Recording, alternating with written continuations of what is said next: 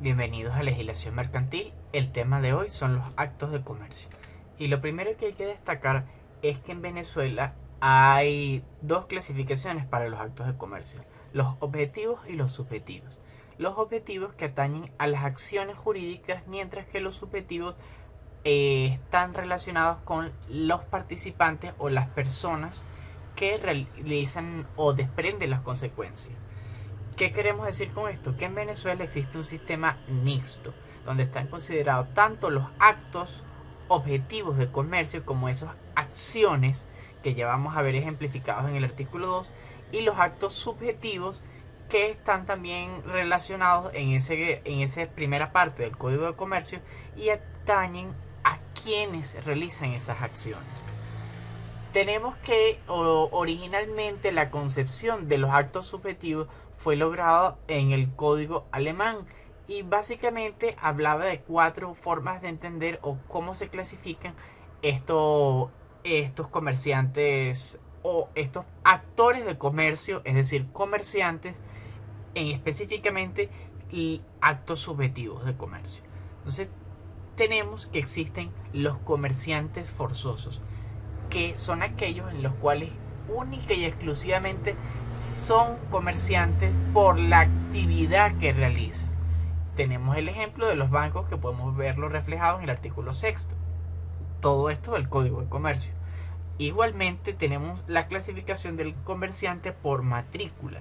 Significa que el que está registrado, que está inscrito ante una autoridad competente, que a lo que atañe en nuestra materia es el registro mercantil. Tenemos la siguiente clasificación: el comerciante cualitativo.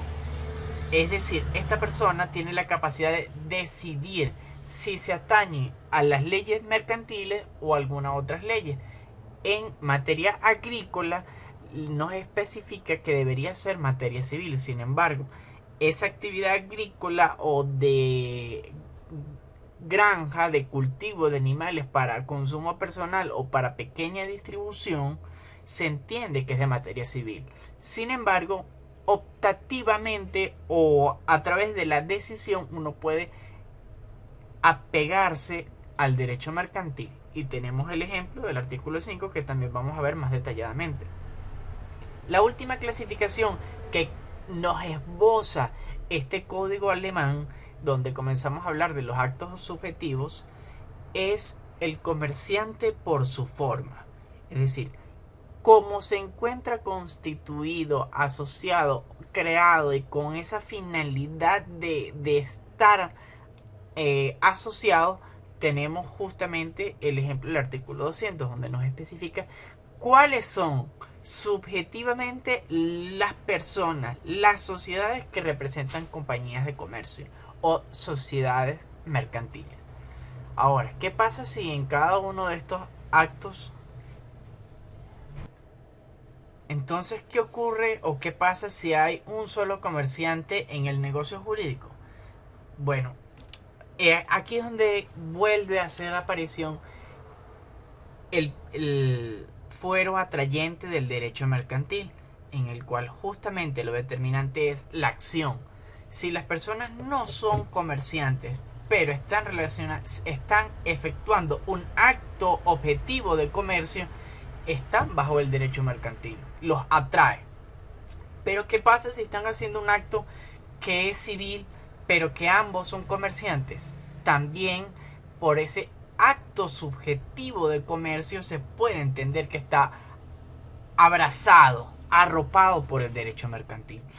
Es muy importante entender esta distinción, y como ya hemos visto con anterioridad, es preferible cuando se trata de negocios apelar bajo el derecho mercantil que bajo el derecho civil o alguna otra figura. Vamos a destacar que los actos objetivos están también contemplados en ese artículo 1, que nos dice: el Código de Comercio rige las obligaciones de los comerciantes. Aquí, como ven, hay un hincapié en comerciantes para la persona en sus operaciones mercantiles, entendidas como que hay distinción entre ese conjunto de operaciones, entre ese sistema organizado de acciones y los actos de comercio. Se entiende muy claramente. Ahora vamos a puntualizar en el artículo 2 cuáles son esos actos de comercio a los que se refiere esta mención del artículo 1. Concluyendo nuevamente con un ejemplo, con una expresión directa de ese fuero atrayente del derecho mercantil, que es aunque sean ejecutados por no comerciantes. Antes de zumbarnos de cabeza en ese artículo 2, una de las nociones que se utilizaron para crear la idea del código o de los actos objetivos con respecto al código actual venezolano es ese código napoleónico del cual hablamos en los antecedentes históricos. En él, justamente, los actos objetivos era no cada uno de los actos por separado, como tenemos en nuestro código actualmente. No es cada una de las acciones, sino que en el código napoleónico se entendía un acto objetivo de comercio cuando se encuadraba en estas menciones. Es decir, primero, quien compra para vender, entonces está realizando un acto objetivo de comercio. Quien vende para comprar está realizando un acto objetivo de comercio. Quien compra para arrendar también está realizando un acto de comercio. Entendido aquí, recordando esos elementos de la propiedad cuando hablamos de los frutos. Entonces, el arrendamiento te permite generar un fruto civil, que es la contraprestación por el uso que te otorga la persona que está allí arrendada. Ese pago, ese importe. Eso es a lo que se refiere este enunciado. Y el último y cuarto tenemos que es quien arrenda para subarrendar. Siempre se persigue un interés de lucro, sin importar claramente la actividad que esté determinada, como la pueden ver acá, que no hay una especificidad de qué acción, qué compra, qué venta, qué arrendamiento, sino el ánimo de ir más allá, la intención. Eso es lo que se conoce como el animus lucrandi, la intención de ganar. Claro, de ganar dinero, de lucrarse. Y ahora sí, de cabeza con el artículo 2 del Código de Comercio. Nos dice textualmente, son actos de comercio ya de parte de los contratantes, ya de parte de algunos de ellos solamente. Como ven, vuelve a hacer mención de que no es necesario que todos sean comerciantes o que solo se hagan actos de comercio, sino que hay justamente ese hueco, ese espacio para incluirnos en la materia mercantil. Ahora, vamos con el primer ordinal. La compra, permuta o arrendamiento. Con ánimo de revenderlas, subarrendarlas, permutarlas. Es decir, está contemplando todas esas acciones directas que, como vimos, estaban mencionadas en alguna forma en ese código napoleónico, que aquí ya en nuestro primer ordinal tenemos reflejado todas ellas. Continuamos. En el segundo nos dice la compra o permuta de deuda pública o otros títulos de crédito. Hay que destacar que estamos hablando en el primer ordinal de cosas muebles. Cosas muebles. Ya sabemos lo que son los bienes muebles. Aquí no solamente nos referimos a que son bienes muebles, sino que nos habla de títulos de crédito.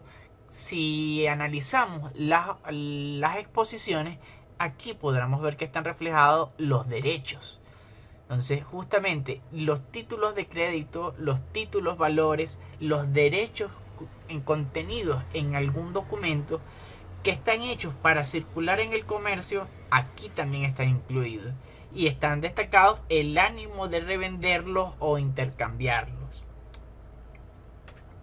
Seguimos con el tercer ordinal, la compra, la venta de un establecimiento de comercio, que ya conocemos bien por la clase pasada, que es el fondo de comercio, las acciones de las cuotas de una sociedad mercantil. También las acciones son títulos valores.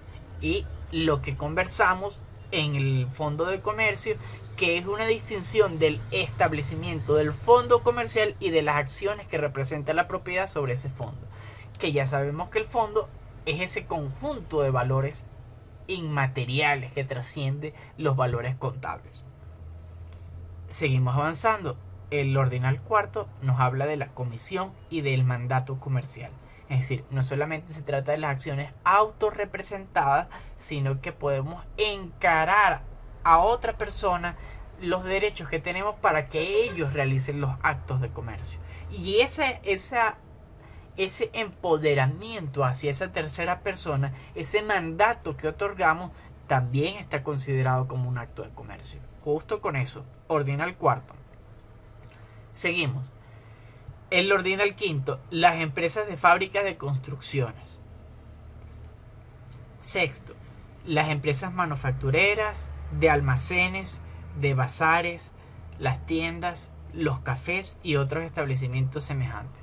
Básicamente a lo que hace alusión es locales comerciales. Y no solamente a locales comerciales, sino incluso hasta las ferias están contenidas aquí con el tema de los bazares. O ese conjunto de locales que actúan de forma armónica en un espacio determinado. Seguimos avanzando con la séptima, las empresas para el aprovechamiento industrial de las fuerzas de la naturaleza, tales como las de producción y utilización de fuerza eléctrica. Como ven, aquí está subrayado. Esto es por una cuestión que les voy a comentar justo al final de terminar de leer todos estos artículos. Quédense un poco con este séptimo, que habla del aprovechamiento industrial de las fuerzas de la naturaleza para la utilización de fuerza eléctrica. El octavo, que son las empresas editoriales de librería tipográficas, litográficas y fotográficas. Toda esa rama de la actividad humana está englobada en este artículo. Igual se puede hablar para algunos temas audiovisuales que están allí contenidos, como los aspectos fotográficos o litográficos, o en su conjunto. Ahora, el noveno es del transporte de personas o cosas, específicamente por tierras, ríos o canales navegables.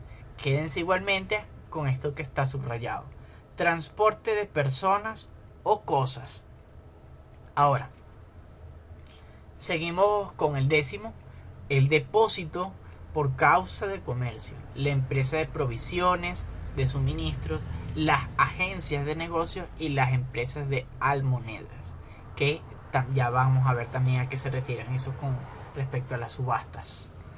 Las empresas de espectáculos públicos también están contempladas aquí en el onceavo.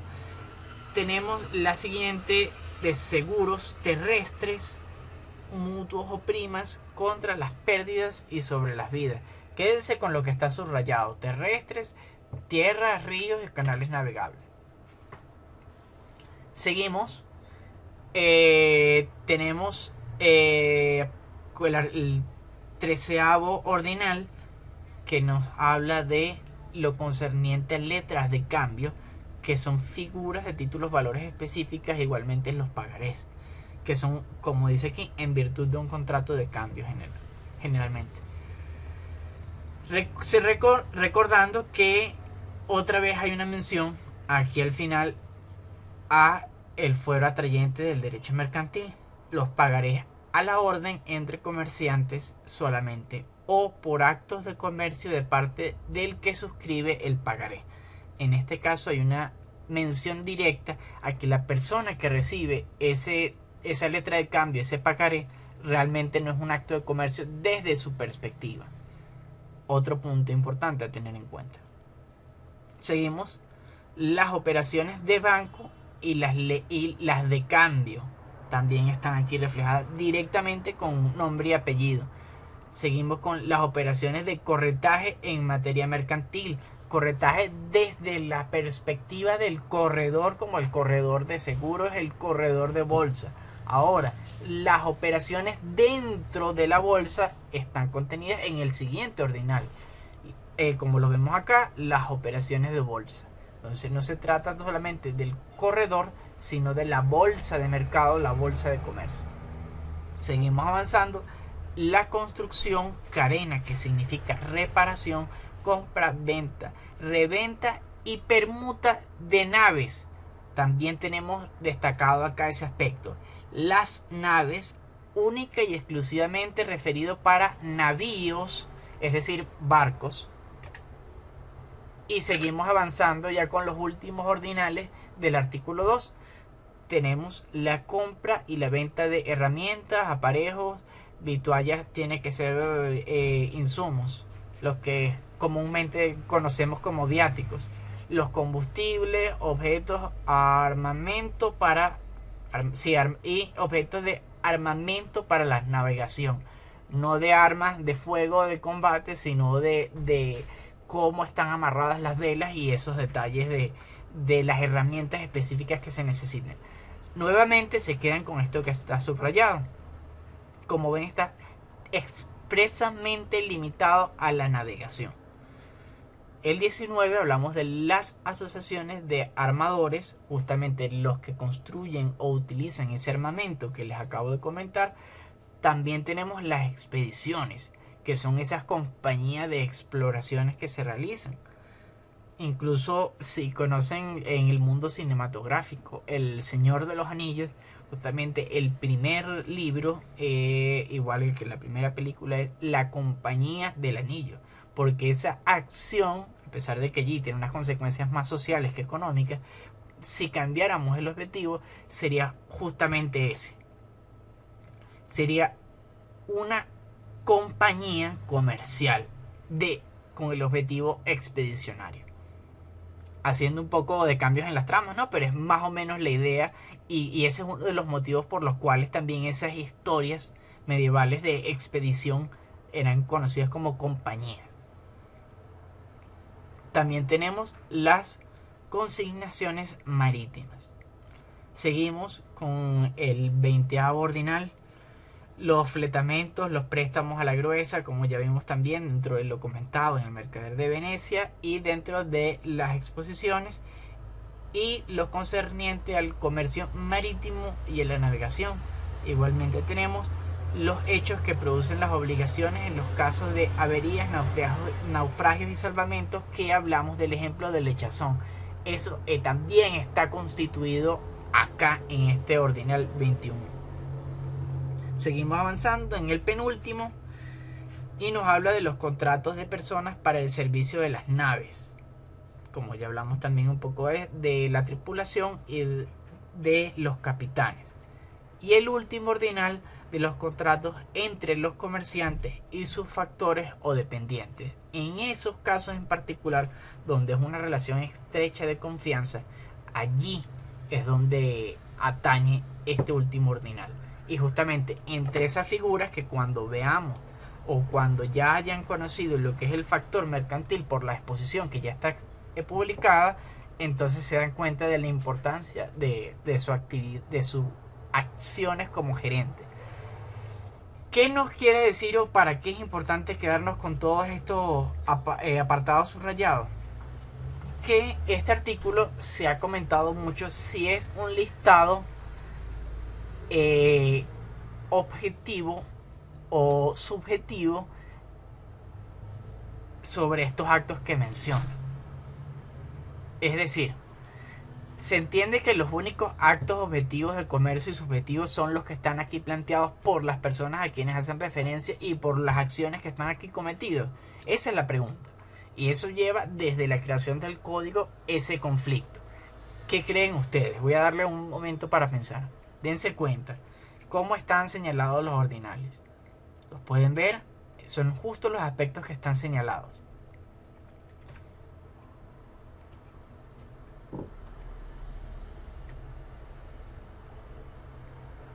Bueno, después de conflicto entre la doctrina, es el profesor Rocco quien nos esboza que realmente el código, el artículo es cerrado, es limitado y deberían contemplarse como actos de comercio única y exclusivamente los que están aquí contenidos. Es decir, que cuando hablamos de ese aprovechamiento industrial, que es para la fuerza eléctrica, solamente tienen que ser esas. No importa que sean de agua, de agua o de aire. ese aprovechamiento industrial de la fuerza de la naturaleza, siempre que esté destinado a fuerza eléctrica, está aquí contenido. Ahora, si no está destinado para la utilización de fuerza eléctrica, no entra en este artículo. Y cuando hablamos de tierras y de ríos y de canales navegables, excluimos directamente los temas aéreos. Igualmente acá en el artículo, en el ordinal 12, cuando es de seguros terrestres, es única y exclusivamente contra ellos, porque incluso vamos a ver que, bueno, aquí está contemplado única y exclusivamente para naves, y aquí justamente el comercio marítimo y la navegación en el 20º ordinal. Entonces, justamente como se hacen esas distinciones y esas especificaciones entre la tierra y el mar, o los canales navegables, los ríos, queda totalmente excluido las áreas o justamente el espacio aéreo. Ahora bien, un tema que creo que no se han dado cuenta es qué pasa con los bienes inmuebles, porque la única mención a los bienes específicamente es el ordinal primero, que nos habla de cosas muebles. Del resto, ninguno de ellos habla de bienes inmuebles. Y esta es gran parte del problema. Entonces se entiende que el artículo 2 es realmente un listado cerrado de los aspectos objetivos de comercio. Eso es lo que realmente es. Es un listado cerrado. Sin embargo, hay diferentes aspectos que han sido incluidos por añadidura. Por ejemplo, los temas aéreos están contemplados dentro de esos ordinales que les comenté. A pesar de que se hace la especificación, se atañe que es más para los tiempos de publicación del código, más de la forma en la cual se entendió la economía en aquel momento, dando principal importancia a los aspectos tradicionales de la tierra y el mar o el agua, y no el espacio aéreo. Sin embargo, se puede entender que está incluido dentro de estas actividades. Igualmente, ¿qué pasa con la venta de skins electrónicas, con ropa digital, con algunas licencias informáticas y derechos de uso? También están contempladas por añadidura aquí, pero son cuestiones que se han incluido con aprobación de la doctrina a muy poco tiempo. Sin embargo, el tema de los inmuebles no está incluido en este artículo 2 y está literalmente excluido. ¿Por qué? Por la finalidad misma de los inmuebles, que debe ser para vivienda, para uso, para disfrute, más que para que sea un objeto de negocio, un objeto comercial.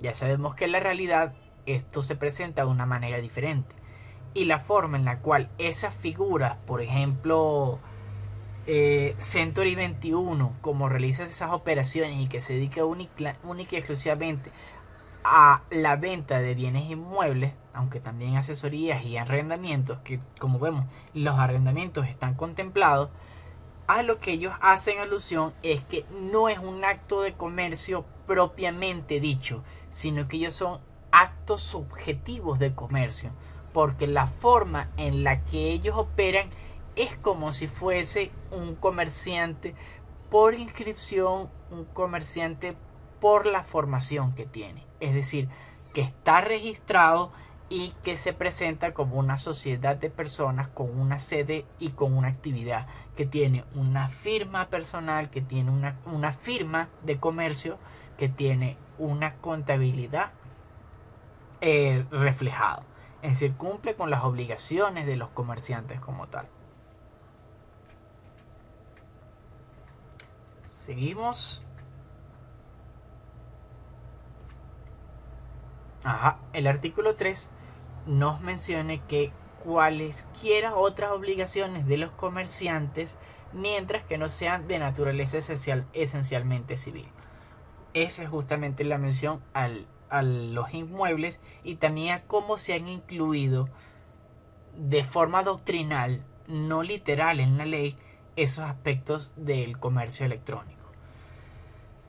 Tenemos otra vez la mención del artículo 7, donde nos dice que el Estado no es un comerciante a pesar de que puede realizar actos de comercio y queda sujeto en cuanto a estas leyes. Lo hemos comentado también varias veces, sin embargo acá se los estoy colocando nuevamente de forma literal. Seguimos con el artículo 4, que nos habla de que los trabajos manuales de los artesanos, de los obreros, incluso los ejecutados individualmente por cuenta propia o en servicio a alguna empresa o algún establecimiento, que sean de esos que están comentados en el artículo 2, no se constituyen actos de comercio. Para nosotros, para esa empresa sí funciona de esa manera. Espero que quede claro porque este es un tema un poco complicado. Seguimos con el artículo 5, que no son actos de comercio la compra de frutos, de mercancías, para el uso o el consumo del adquiriente y de su familia, ni para una reventa que se haga de ellos. Este artículo nos destaca la habitualidad, la reincidencia en las operaciones que debe tener un comerciante, y que hacer un acto concreto no determina realmente cuál es el objetivo o que esta acción sea un acto de comercio. El artículo 5 lo excluye directamente. Por eso les comentaba ese detalle de lo que significa el negocio, que la traducción para nosotros sería el matar tigre. Entonces, matar un tigre no es que tú seas un profesional de ese ámbito, no es que tú seas un comerciante propiamente dicho, no estás constituido en esas acciones continuamente. Seguimos con el artículo 6 y el último del día de hoy, que son actos mercantiles por parte del asegurador solamente. Es decir, que los seguros tienen dos aspectos, no solo entre la empresa aseguradora, sino el consumidor o el cliente, y que para ese consumidor o cliente no se reputa los seguros como un acto de comercio, más sí para la aseguradora porque es parte de su cotidianidad. Con esto cerramos el tema de los actos de comercio y quedamos pendientes para continuar con los siguientes temas. Quería informarles también que hasta este punto es el parcial. Muchas gracias por su atención y nos vemos la próxima clase.